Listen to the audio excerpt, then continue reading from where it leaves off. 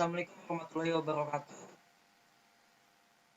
Kami dari kelompok 2 ingin mempresentasikan hasil tugas besar 1 kami dalam mata kuliah RPL dengan dosen Pak Muhammad Yusuf. Yang langsung saja. Di sini anggota dari kelompok 2 adalah saya sendiri, Andre Hanggawangsa, dan teman saya Al-Fajri Anggi Wijaya, Muhammad Ilmi Ismail, Govinda Nainggolan, dan Juan Japutra. Ya, di sini tadi kasusnya yaitu sewa studio musik. Ya, di sini tugas bagian saya membuat activity diagram di mana ada swimlane dari penyewa, petugas, dan kasir. Dari ketiga swimlane ini memiliki subproses yang berbeda-beda, di mana startnya di sini aktivitasnya bermulai dari si penyewa, di mana penyewa ini datang ke studio, kemudian mengajukan permintaan booking studio, lalu penyewa ini berinteraksi dengan petugas, di mana petugas akan memeriksa jadwal studio yang kosong, dan di sini ada decision di mana pilihannya apakah studio ada yang kosong atau tidak. Di sini studionya tersedia atau tidak tersedia. Di mana kalau tersedia, petugas melanjutkan informasi jadwal studio yang tersedia kepada penyewa. Jika tidak tersedia, penyewa menginformasikan semua jadwal penuh dan langsung ke end, langsung selesai. Nah, lanjut ke bagian tersedianya, di mana di sini penyewa akan memilih pakai studio dan jadwal yang tersedia. Di mana jika sang penyewa ingin lanjutkan pemesanannya dengan jadwal yang ada, di sini penyewa memilih ya dan melanjutkan petugas memproses, mencatat pakai studio dan jadwal sesuai permintaan si penyewa. Jika tidak, maka proses selanjutnya ialah selesai. Nah, lanjut ke di sini mencatat pakai studio dan jadwal sesuai permintaan, di mana di sini dilanjutkan ke proses aktivitas kasir, di mana di sini memberikan informasi total pembayarannya kepada si penyewa, di mana penyewa melakukan pembayaran booking sesuai dengan informasi total pembayaran yang dikasih oleh kasir. Selanjutnya, si kasir memberikan kwitansi dan keycard studio kepada si penyewa. Lalu penyewa menunggu jadwal main. Di sini ada looping decision, di mana jika jadwal mainnya sudah mulai, maka masuk ke studio yang sudah di booking. Jika belum, maka tunggu jadwal mainnya sampai jadwal mainnya sudah dimulai. Lalu langsung proses aktivitas selesai. Ya, selanjutnya akan dipresentasikan oleh teman-teman saya. Terima kasih.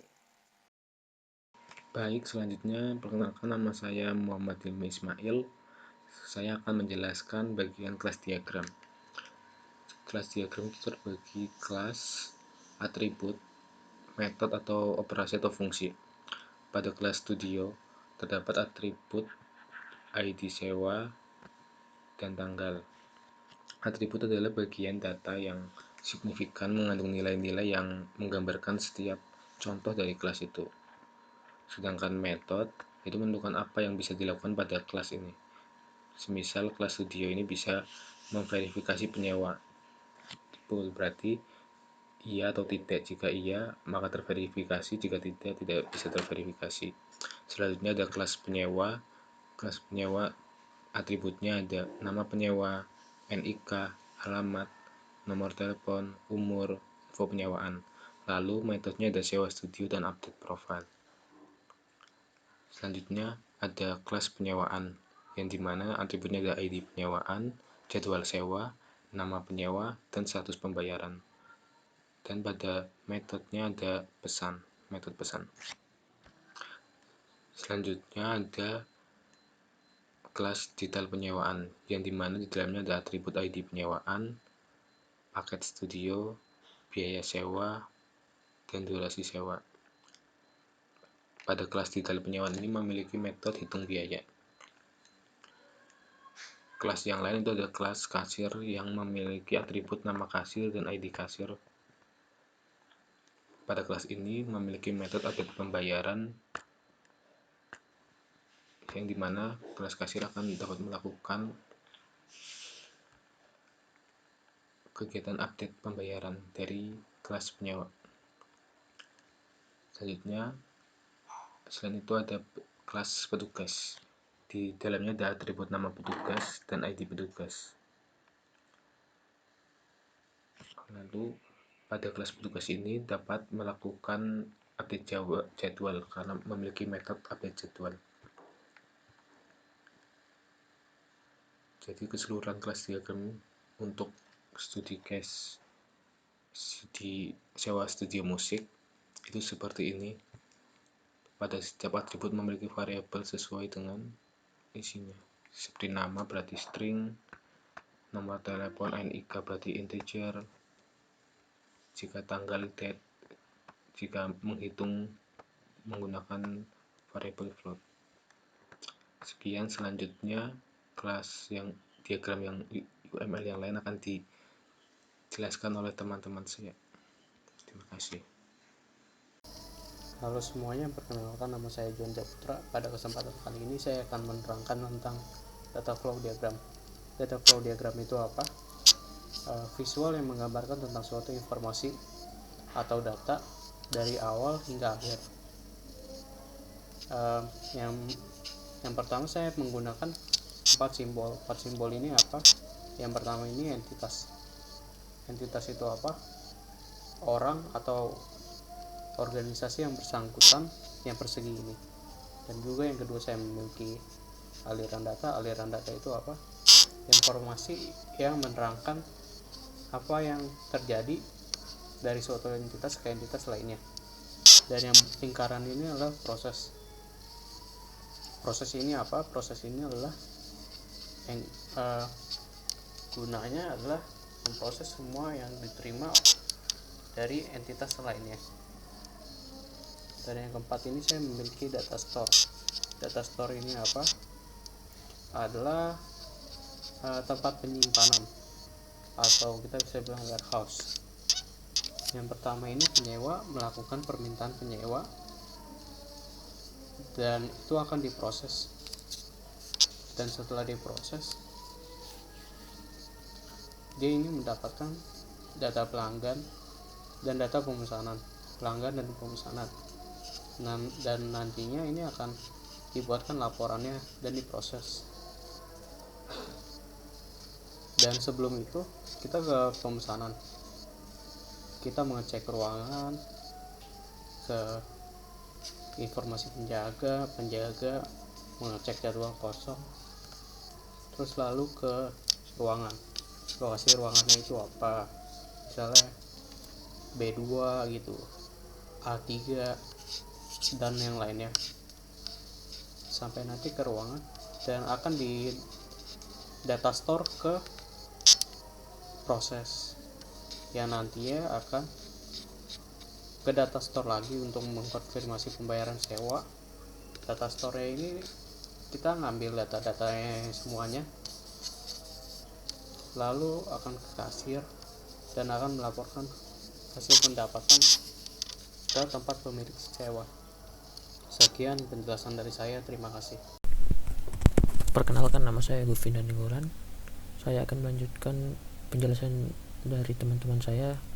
Yang saya akan jelaskan yaitu Entity Relation Diagram atau IRD. IRD merupakan suatu bentuk diagram yang menjelaskan hubungan antar objek-objek data yang mempunyai hubungan antar relasi. Nah, untuk mencari RD ini yang pertama kita harus menentukan entitasnya atau entitinya. Nah, pada kasus kali ini kami membahas rental studio musik. Saya menggunakan 5 entitas, yaitu penyewa, kasir, studio, pegawai, dan detail pesanan. Entitas itu merupakan kumpulan objek yang dapat didefinisikan secara unik atau saling berbeda. Nah, untuk entitas penyewa ini saya memiliki 6 atribut, yaitu nomor telepon, umur, alamat, info penyewa, nama penyewa, dan nick. Nick ini digaris bawahi, maksudnya garis bawah itu ialah atribut key. Atribut key contohnya nick, ID dan lain sebagainya.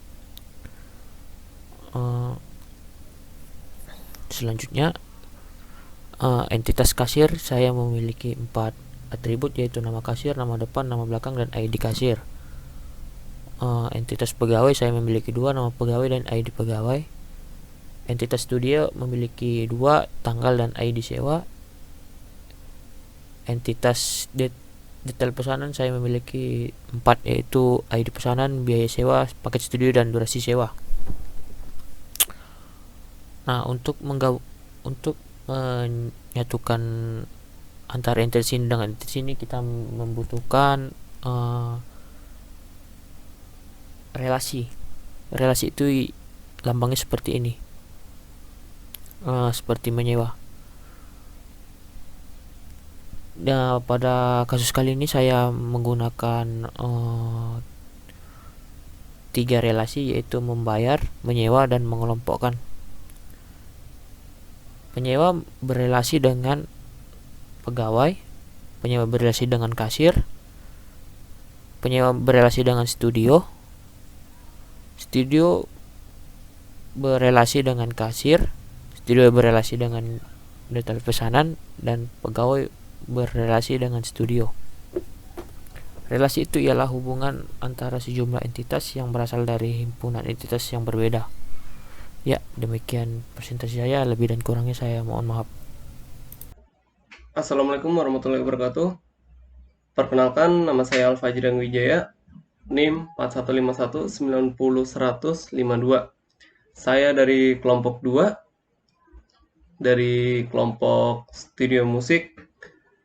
Lalu saya akan menjelaskan tentang sequence diagram. Saya di bagian sequence diagram studio musik.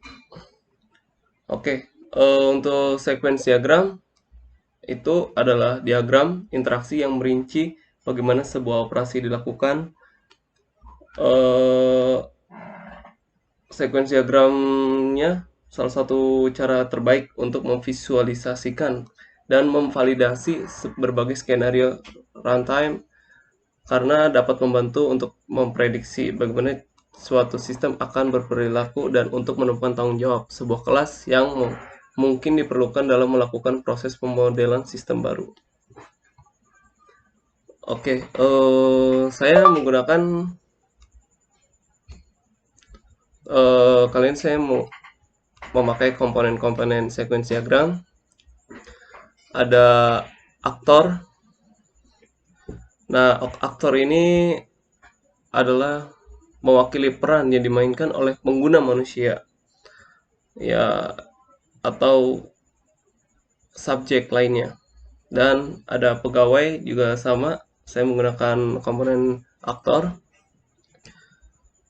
Aktor ini dapat memainkan peran beberapa aktor yang berbeda, dan sebaliknya aktor tertentu dapat dimainkan oleh beberapa orang yang berbeda.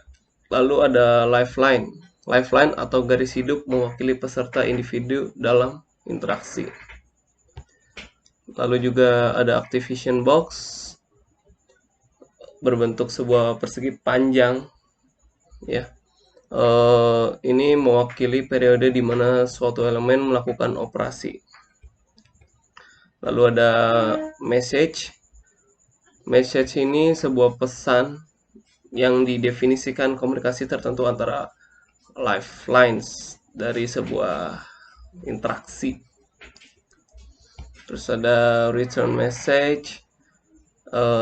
Return message itu mewakili informasi yang dikirimkan kembali ke si pengirim pesan. Oke, kali ini saya akan mulai. Yang pertama adalah aktor. Aktor akan melakukan pengajuan sewa terhadap pegawai. Nah, si pegawai akan membuat form peminjaman studio. Lalu, dari form peminjaman studio akan dikembalikan kepada aktor. Lalu si aktor ini akan mengajukan form pinjaman ke pegawai, lalu pegawai akan menginput data pinjaman ke cek jadwal. Lalu setelah terdata mendapatkan jadwalnya, lalu akan mensimpan data ke data jadwal. Nah, setelah data jadwal akan ditaruh di pegawai. Nah, lalu dari data jadwal akan menampilkan data pinjaman ke aktor. Lalu yang ke-9, si aktor ini akan melakukan transaksi terhadap pegawai. Dan lalu pegawai akan menginput data transaksi ke bagian transaksi. Nah, lalu setelah sudah memasukkan data transaksi akan melakukan pembayaran ke kasir. Nah, sekian itu saja dari saya. Wassalamualaikum warahmatullahi wabarakatuh.